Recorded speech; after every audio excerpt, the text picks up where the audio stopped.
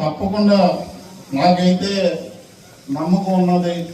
తప్పకుండా 5 మండలాలు మనం గెలుస్తాం. మరి 100 పంచాయతీలు తప్పు కాకుండా గెలుస్తాం. ఎందుకంటే ప్రజల మద్దతు మనకున్నది. ప్రజల ఆశయ మన తెలుగుదేశం పార్టీ ఆశయాలు మరి పేద ప్రజలకు నచ్చాయి.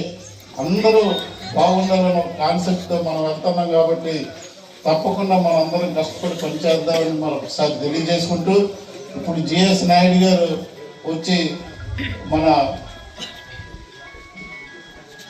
ప్రమాణ పత్రం చదివి వాళ్ళతో ప్రమాణ స్వీకారం చేయించవలసిందిగా కోరుతున్నాను. ఎంపీ గారైనటువంటి భరత్ గారికి, మన ప్రీతమ నాయకురాలు పోల కుమార్ గారికి, రాష్ట్ర నాయకులు బాలాజీ రామప్రసాద్ బాబు గారికి అందరికీ నా హృదయపూర్వక నమస్కారాలు.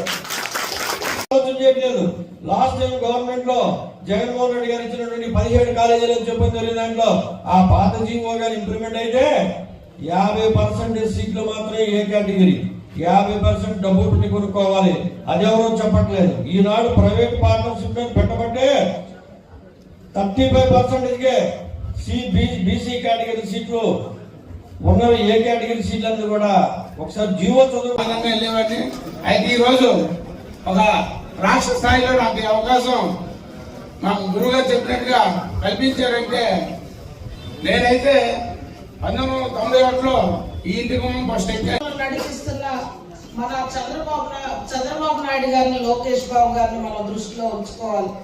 పార్టీని మనం మరింత బలోపేతం చేస్తూ ఎస్కోట్ లో మనం అందరం కలిసికట్టుగా ఒక కుటుంబంలో చిన్న చిన్న అరమరికలు ఉన్న వాటన్నిటిని మనం సర్దుకుంటూ ముందుకెళ్లాల్సిన పరిస్థితి వాళ్ళ ఉంది. మరి ఏదైతే త్వరలో రాబోతున్న స్థానిక సంస్థల ఎన్నికల్లో మనం రామప్రసాద్ గారు ఇందాక వివరంగా చెప్పినట్లు మన నియోజకవర్గం తెలుగుదేశం కంచుకోట పంచాయతీలు 100కు పైన పంచాయతీలన్నీ మనం గెలుచుకోవాలి.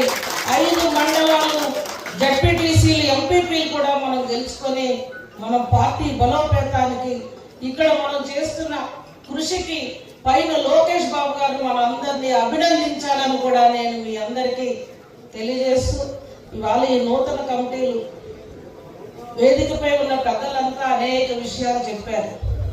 అనేక విషయాలు మన అందరూ కూడా మీ అందరికీ తెలుసు.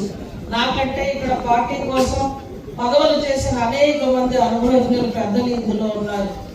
నేను మీ అందరినీ ఒకటే కోరుతా ఉన్నాను. గ్రామ పార్టీలు ఉన్నాయి, క్లస్టర్లు, యూనిట్లు ఉన్నాయి. అదేవిధంగా యూనిట్ కోఆర్డినేటర్